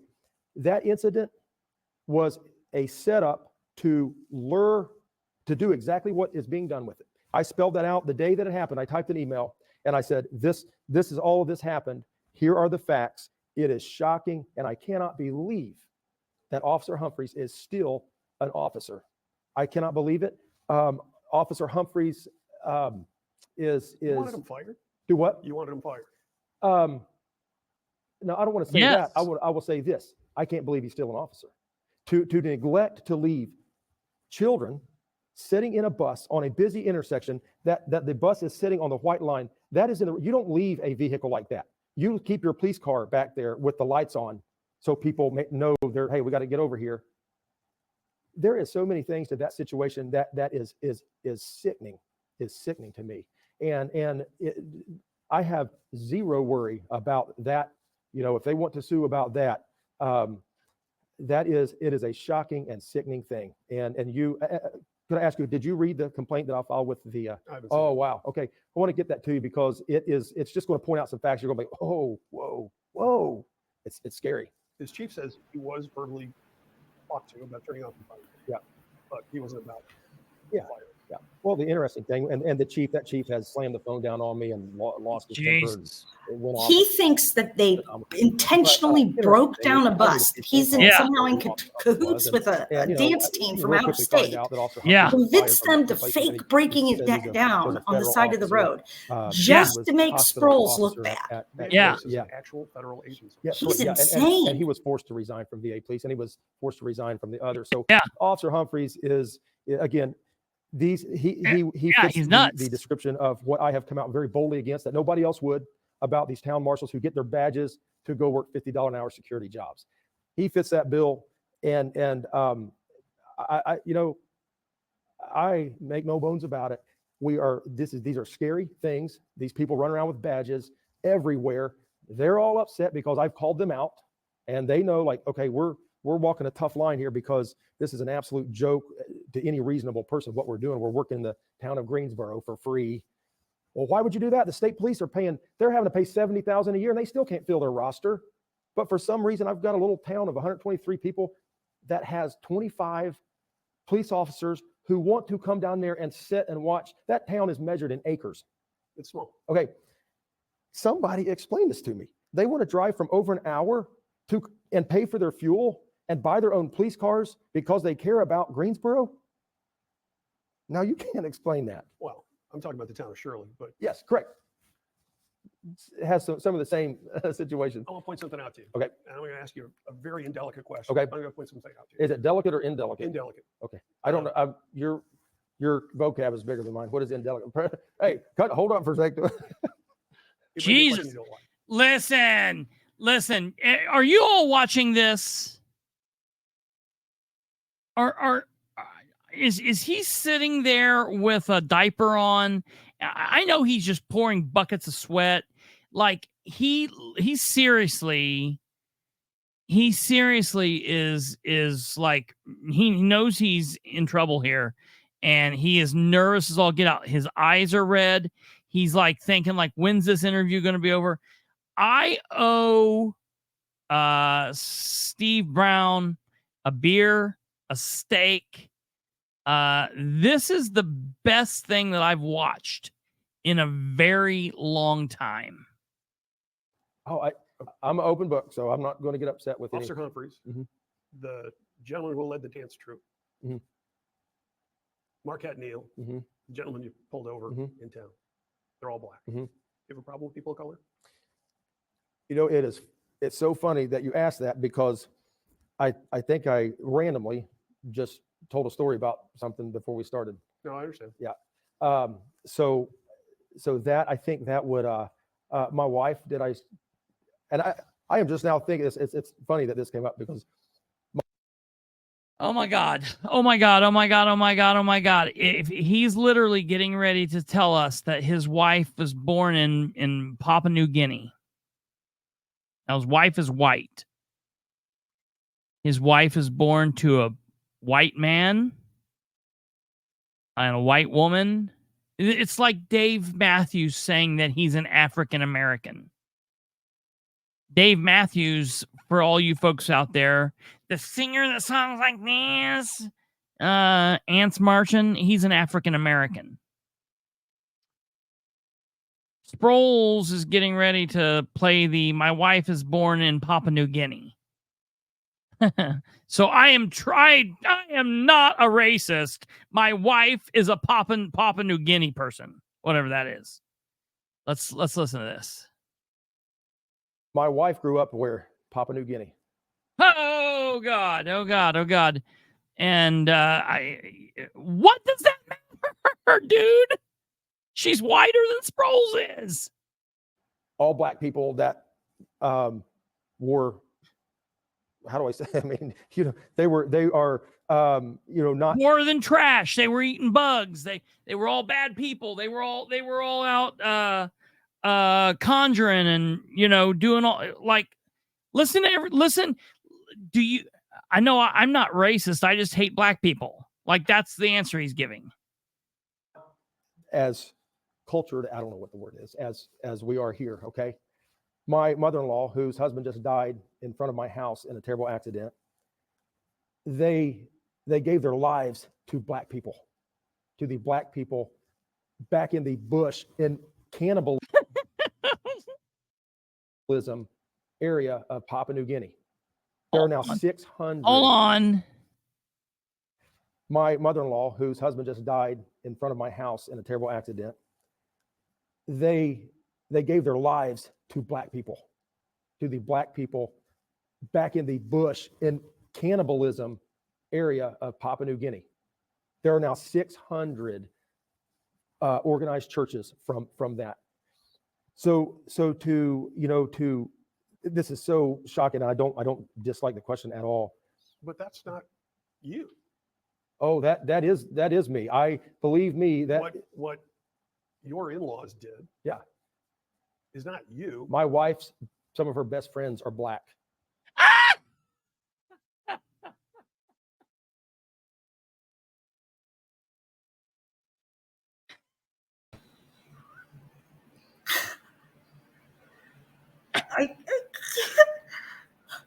My wife has black friends, so I'm not a racist. Hold on. Oh my God. Hold on. Oh, all he needs is thank you, Mayor. That's it. The next thing that comes out of his mouth is, my dog is black.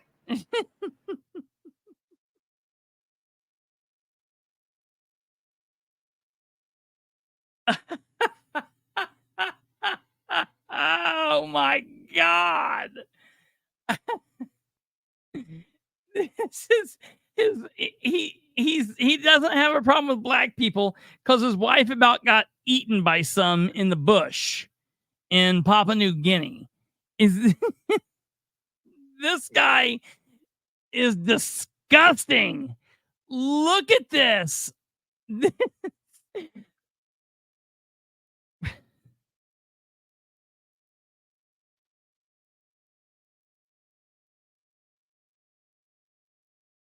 Hold on.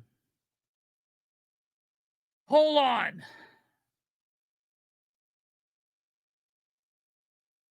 Hold on.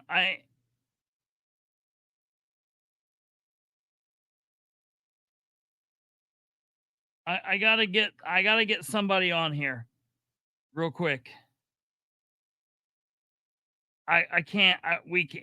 We're almost done. This is almost over. Just bear with me. I had not watched this, folks. I'm watching this for the first time I've ever seen this. I've never seen this before tonight. I had never seen this before right now with you. So okay, I want to make sure. Mary, tell me when you're here, because I gotta play this back. Yeah. Yeah. Mary, tell me when you're here. This guy is insane. Okay. Holy shit. Mary, you got to watch all of this when you get a second. This is almost over. I'll send it. You can watch the whole thing, but you got to listen to this. Gentlemen, you pulled over in town. Listen. That has 25 police officers who want to come down there and sit and watch. Listen, that town is Mary. measured in acres. It's small. Okay. Somebody explain this to me. They want to drive from over an hour and pay for their fuel and buy their own police cars because they care about Greensboro? Now, you can't explain that. Well, I'm talking about the town of Shirley, but yes, correct. It has some of the same. So this has been going on for 57 minutes. We've got just a few more minutes. It's almost over. Steve Brown from Fox 59 is interviewing him. He's been in the hot seat, and Steve let him go for a little bit, and Sproles thought he was in control, and Steve just let him talk and get comfortable. And then all of a sudden, Steve is a far better investigator, interviewer, interrogator than Sproles could ever hope to be. Steve Brown then went bing, bing, bing, bing, bing, bing, bing, bing, and he's been lighting his ass up. Now, he's been asking him about Marquette Neal. He asked him about Rudick, and now he's been asking him about the dance bus. Listen to what he asks now. Watch his mannerisms, but listen to what Sproles says. Situation. I want to point something out to you. Okay. And I'm going to ask you a very indelicate question. Okay. I'm going to point something out to you. Is it delicate or indelicate? Indelicate. Okay. I don't know. Your vocab is bigger than mine. What is indelicate? Hey, hold on for a second. You should be. It may be a question you don't like. Oh, I'm an open book, so I'm not going to get upset with Officer Humphreys, the gentleman who led the dance troupe, Marquette Neal, the gentleman you pulled over in town. They're all black. They're all black. Problem with people of color? Do you have a problem with people of color? It's so funny that you asked that, because I think I randomly just told a story about something before we started. No, I understand. Yeah. So that, I think that would, my wife, I am just now thinking, it's funny that this came up, because my wife grew up where? Papua New Guinea. All black people that were, how do I say? I mean, they are, not as cultured. I don't know what the word is, as we are here. Okay. My mother-in-law, whose husband just died in front of my house in a terrible accident, they gave their lives to black people, to the black people back in the bush in the bush. Cannibalism of Papua New Guinea. Those cannibals, those cannibal black people. Organized churches from that. So to this is so shocking. And I don't dislike the question at all. But that's not you. Oh, that is me. Believe me that what your in-laws did. Yeah. Is not you. My wife's, some of her best friends are black. She grew up with them. Some of them live here now. And so people are saying Sproles has got a problem with race. Yeah. You say absolutely shocking for somebody to say that. Why don't he's go still back not with saying me here no to a guy, a little black boy that's going to say, "Hey, Uncle John," and want to give me a hug, and we're not allowed to hug in here. And the little black girl that I drove to church, I carried her to church when she was a 3-year-old. Oh, Ball he still on also the 2. I carry home. he also called Elvante Rodick boy. He also called him a boy. He also said that boy. I didn't want to hurt that boy. And I carried her out as she was dying with cancer. I would sometimes, she wanted to come to church. I'm like, maybe you're too sick. You can't come to church. I mean, right up like a week before she died. And I go running out with her holding a bucket for her to puke in. And to say that I have an issue with black people, it's sickening. But let me tell you what gives me some peace with all of this. Okay? It gives me peace. You know, this will sound corny maybe to you, but you know, God can control all of that. If people want to think that I have an issue with black people, it is unbelievable, and it's sad and it's sick. And you know, all I can do, I guess, to offset that is live a life. People don't care what you say; they care what you do. Live a life of service and care for everybody. You know what? I want to read something that's important. I wrote this last night at 3:00 in the morning, and it's from my heart. I've told my chief deputy that, man, I want to come up with something that our officers, that every employee of the sheriff's office will read and sign, and it has to do with this exact thing. And it's about treating everybody with care. Oh no! I'm gonna need some glasses. Like he's bringing in his manifesto. So yeah. But this is important. Give me this minute here. This is what I come up with, and we're gonna look it over. But I want our officers to know my heart. And here's what it says. In support of the goal and expectation of the Henry County Sheriff John M. Sproles, that all employees of the Sheriff's Office exhibit and maintain the highest standards of professionalism, transparency, and accountability, and understanding the weight and gravity of being a member of the honorable profession of law enforcement, I do hereby pledge my commitment to the following actions. And I'm careful with this. I want you to pay close attention here. I will always attempt to conduct myself in a professional manner as I interact with my fellow employees and my community while at work. I will work hard to maintain the highest level of excellence in my conduct, uniform, equipment, and personal appearance. I understand that I am accountable to myself, my family, the entire sheriff's office team, and to the citizens of Henry County. Now, here's the paragraph that where my heart is. We're talking about. I acknowledge that all people are created equal by the Almighty. I will pay special attention even those cannibals to ensure that everyone I interact with while representing the office of the sheriff will be treated as someone having equal eternal value as me, regardless of their social, economic, religious, ethnic, physical, and mental status, and regardless of their actions and overall belief system. I'm almost done. While remembering the golden rule of treating others as I would want to be treated, I will give diligence to refrain from using the F word and other foul and abusive language during the course of my duties. I will give every effort to fulfilling the mission statement of the Henry County Sheriff's Office to do justice, love mercy, and be humble. So, hold on. Where far? Where? How far back? And I'm careful with this. I want you to pay close attention here. I will always attempt to conduct myself in a professional manner. All right, hold on. Everybody, about treating everybody with care. I'm going to need some glasses like you have one of these days. Bifocals. So, but this is important. Give me this. All right, listen to the speech. Give me this. We've talked about this on this program, but listen to it. This is what I come up with, and we're gonna look it over. But I want our officers to know my heart. And that should not say John M. Sproles. That should say Sheriff. His name should not be on his badge. He's such an idiot. Here's what it says. In support of the goal and expectation of the Henry County Sheriff John M. Sproles, that all employees of the Sheriff's Office exhibit and maintain the highest standards of professionalism, transparency, and accountability, and understanding the weight and gravity of being a member of the honorable profession of law enforcement, I do hereby pledge my commitment to the following actions. And I'm careful with this. I want you to pay close attention here. I will always attempt to conduct myself in a professional manner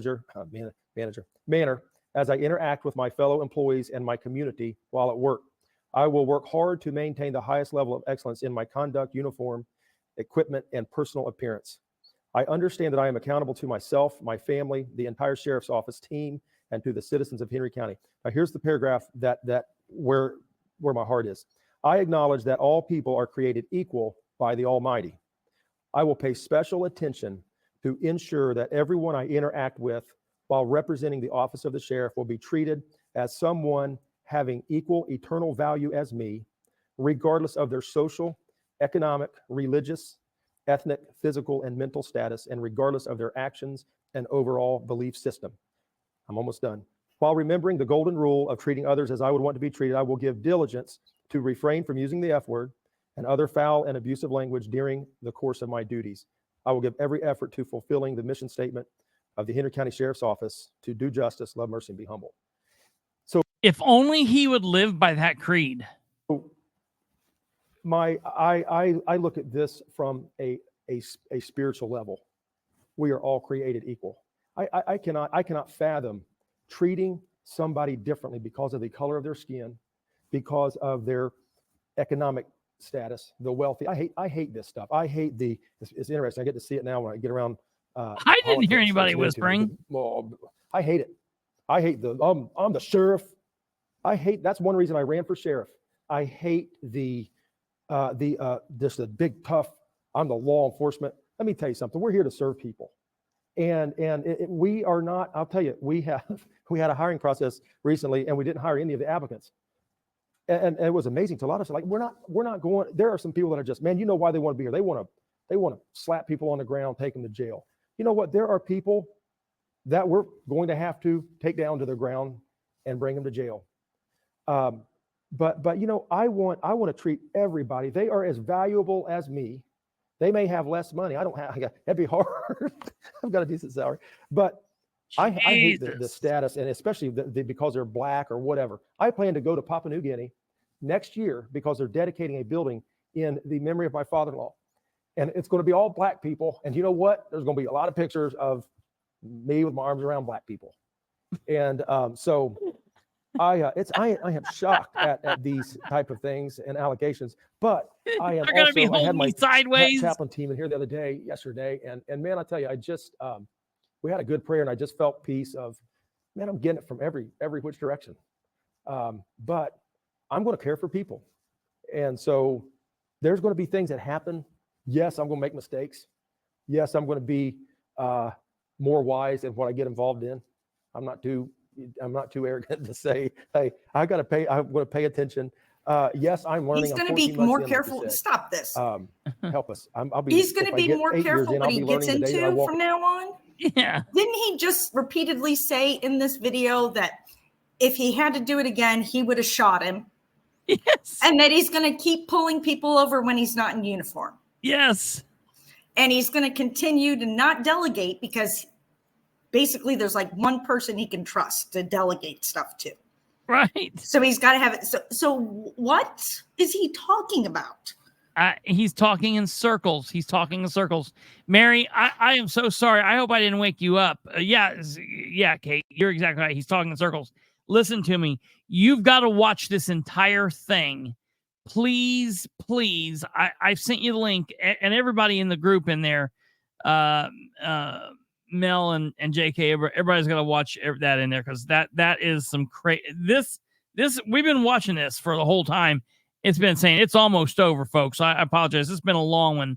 Let's just get through this and we'll wrap it up. But I'll tell you what I am going to do. I'm going to be here for our people. I want to be here for our officers. And I'll tell you what I would invite you to do. Go talk to our officers. Go back randomly. I'm not joking. He literally called Elvante Riddick boy. Back in the jail pods and say, hey, what about this? Do you know the sheriff? What about the sheriff? I would. There's a box of candy bars there, 250 of them. You moved it. Okay. Let me tell you what those are for. I did this kind of right off the bat, and I thought, man, this is awesome. There's 250 candy bars in there. I will go through the jail to every inmate, let them pick out a candy bar. It gives me time to interact with them. I don't know how many people, this shocks me, that will say, I have never had a sheriff come back here. I've been in and out of jail I've never seen the sheriff. Oh, what are we doing? I intend to treat everybody back there the same as I'm going to treat my chief deputy and my detective captain and everybody else and anybody that I encounter out here on the street. And you know what? We're not perfect people. I am far from perfect. Apparently. But I'll tell you this, my heart is right. And I care about people, and the allegation of me having issues with Black people is shocking and detestable.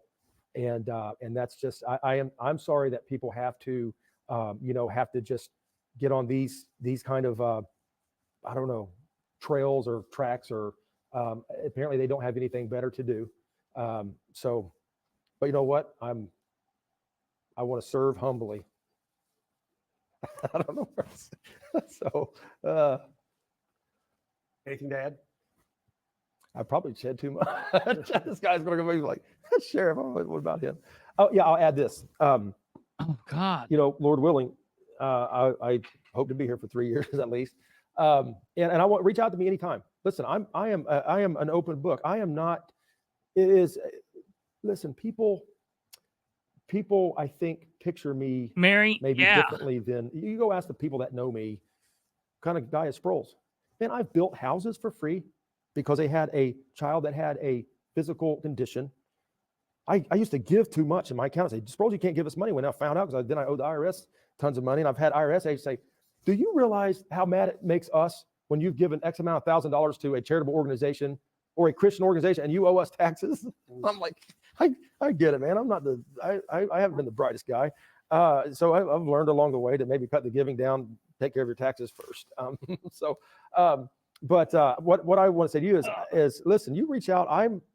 I got the attorney's like, Sproles, you need to not say, and I probably say too much, but I get sick of the, don't say anything about that. Don't say, well, come on. There are some facts that we can talk about. I would hope. And so I'm an open book. I want you to know that you can reach out to me anytime. I'm not going to. Well, he's building the house for free, so he just didn't inform Gilman's that they were also going to be donating. They were building the house for free. Yeah. I'm doing this for free, and you're doing it for free too. Yes, right. He voluntold them. It says that it was posted 6 days ago.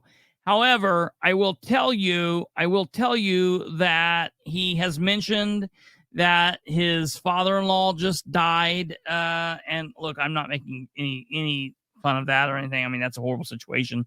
And my thoughts and prayers go out to the family. And that happened some time ago. So this has been something that was recorded several months ago, and they've just now uploaded it. I wish they would have uploaded this a while back, but this is nuts.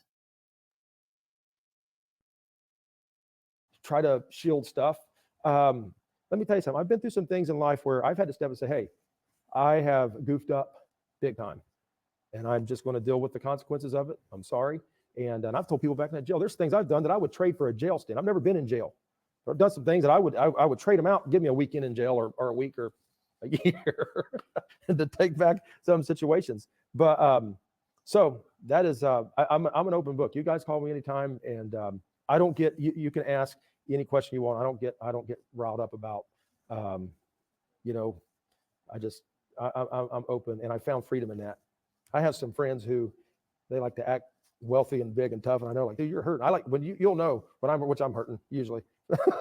But I have some freedom. I don't have to carry a fake facade. You're going to know when you talk to me. You're going to know where I'm at, and I appreciate the same. I appreciate people saying, "Hey, what about this? It's a tough question."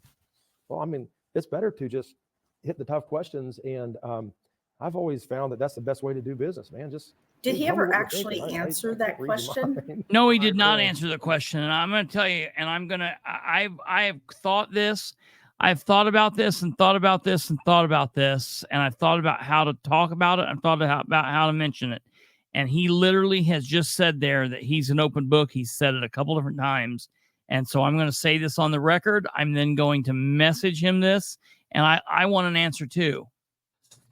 Steve Brown said that he was going to ask you an indelicate question. This is definitely more indelicate than what Steve asked him, but he said he was an open book, and so we're just going to rock and roll with it.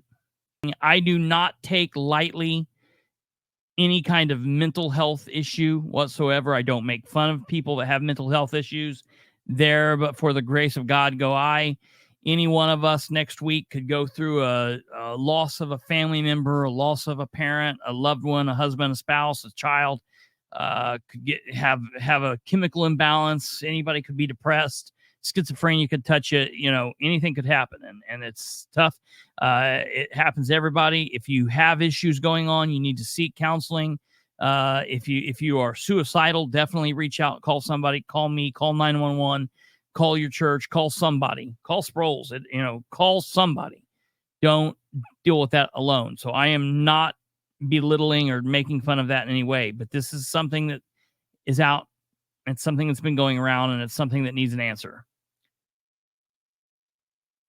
At some point before Sproles became a sheriff's deputy, he had some kind of low point in his life. And Sproles had some kind of an argument with his wife. Something happened. I don't know what the happening was. And he decided that he was going to unalive himself. And he took, or was attempting, or was thinking of unaliving himself. And he took a handgun to the half-court line of the school building in which is next door to his property. And he was laying in the floor with his handgun, contemplating suicide. And the sheriff's department were called. The sheriff's department went in and talked to him, thank God, and they were able to take him away and get him treatment. Since he won the primary, someone from the Henry County Sheriff's Department has went in and deleted portions of that report and or changed portions of that report or screwed with portions of that report to make it less damning to Sproles. Now, I mean, listen, personally, is that something that the voters of Henry County should have known about? In a high-pressure job such as sheriff? Maybe so. Maybe so. The problem is not that it occurred. People have bad and low times, and they get treatment, they get taken care of, and they're better. The problem is, and I'm not mentioning anything, I'm not saying, look, he had this happen. I'm not talking about that. I am talking about the fact that if I issue a records request for that report, and I'm now going to do that since I'm officially talking about it live, I am told that that report will not reflect that Sproles was the one that was involved. That report has been tampered with. And I have heard through the grapevine from various sources that there is some kind of investigation into this. I don't know if it's the FBI. I don't know if it's the state police. I don't know who or what or where, what's going on. But I'll put it to you this way. Tom, Dick, or Harry didn't go in there and change that report. Who do you believe would have changed that report? Now, there's also, I have heard rumor of another report that involved family that at some point was doctored. So my question is to Sproles, who said he's an open book and he'll answer anything. Number one, did it happen? Number two, did you doctor that report? Do you know who doctored that report? Did you cause that report to be doctored? Because you thought it would hurt you in the campaign. You're already elected. Just come out and admit it if you did it. I'm going to start looking into this. And this has been the big thing that's been like riding on my back, whether I should talk about it, not talk about it. And for the longest time, I've not mentioned, I've known this since the election. Since right after. Now, I didn't know this beforehand. I did not know this beforehand, because if I would have known this beforehand, I would have released it.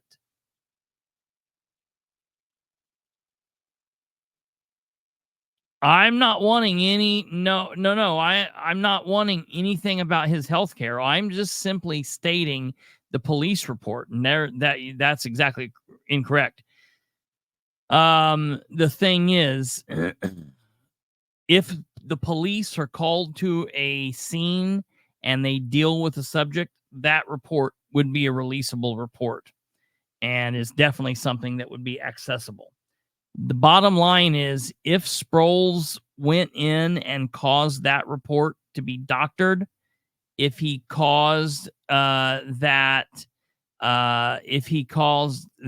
report to be tampered with, or if he did that, that is a major, major problem. And as far as can I authenticate my source, I can't name the sources, and I wouldn't name the sources, but I can tell you the event happened. The event, there's no question it happened. This absolutely happened.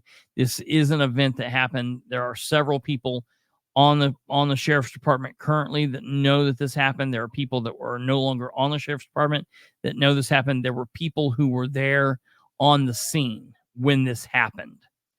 My biggest issue I have is not the event, but it's the doctoring of the possible doctoring. If that is something, you know what? And I'll tell you, I have not talked to Landon about this, EJack. I would be willing to bet that Landon would know about this. And I'll be honest, even though Sproles treated Landon the way that he did, I don't think that Landon would do that, because I think Landon would think that was a low blow. But Sproles said there that he would answer that, and I think that he owes that to the people. So, all right, folks, that's it. We're done. This has been a long one. I can't even believe it. My grandparents even hung through and watched this. Can you believe it? It's midnight, and they're still up watching this crap over there. Sproles is that interesting that my grandparents even stayed up and watched this. Mary, please, for the love of God, watch this from the start. You have to see it. It was a nightmare.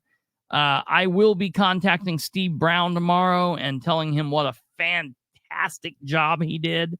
It's absolutely amazing. Makes me wonder if that was one reason why none of the former sheriffs supported his campaign. Eric Lewis, that could be very, very, that could be a very good reason why that would have happened. So I'm going to be looking into this. We'll see what happens. Listen, tomorrow's Friday. I would normally be off on Friday, but we will be here. We've got a lot going on. I'm hoping to have some records tomorrow, so we will be doing a show tomorrow.